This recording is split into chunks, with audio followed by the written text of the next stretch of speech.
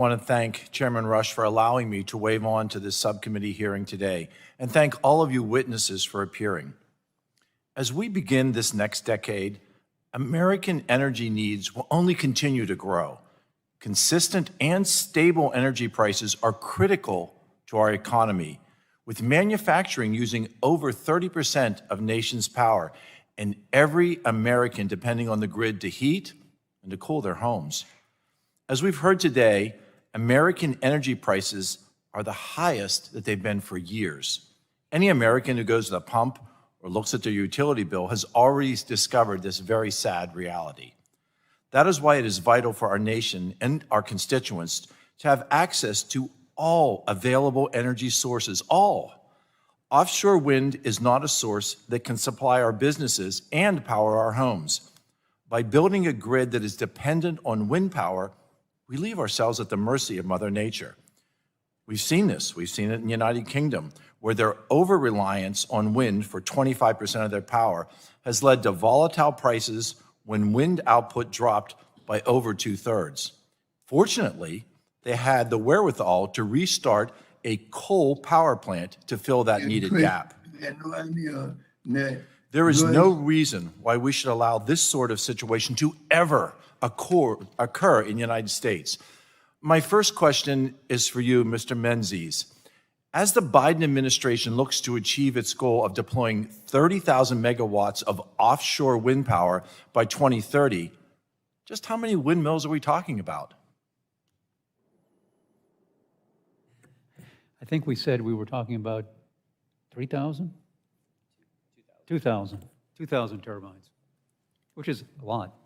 From a geographic point of view, what's this going to look like on our coasts? Can we expect to see wind turbines off of every shore, up and down the East Coast, the West Coast, and the Gulf of Mexico?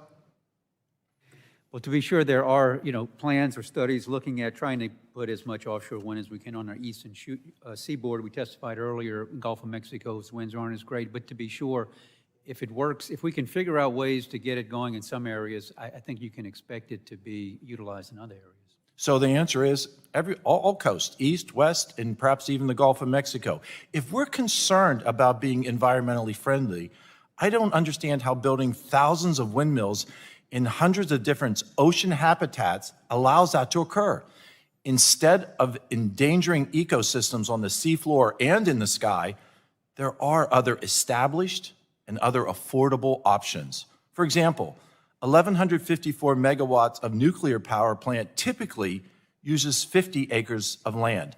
Not only does it inhabit far less space, but it provides the necessary baseload power through all types of weather at all times of the year.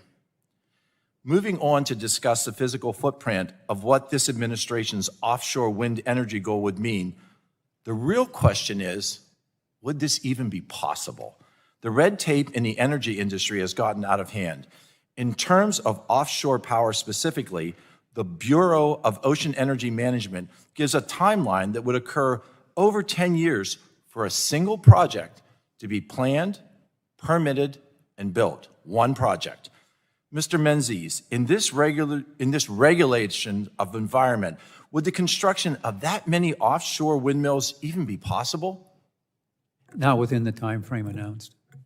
So the goals to have this amount of wind power by 2030, from your perspective, is not attainable. Correct. Overregulation is both expensive and, unfortunately, it's a job killer. I hope to work with my colleagues on reforms that will allow our nation to have safe and stable energy prices moving forward, and to utilize the necessary energy that is under the feet and has already been developed here in the United States.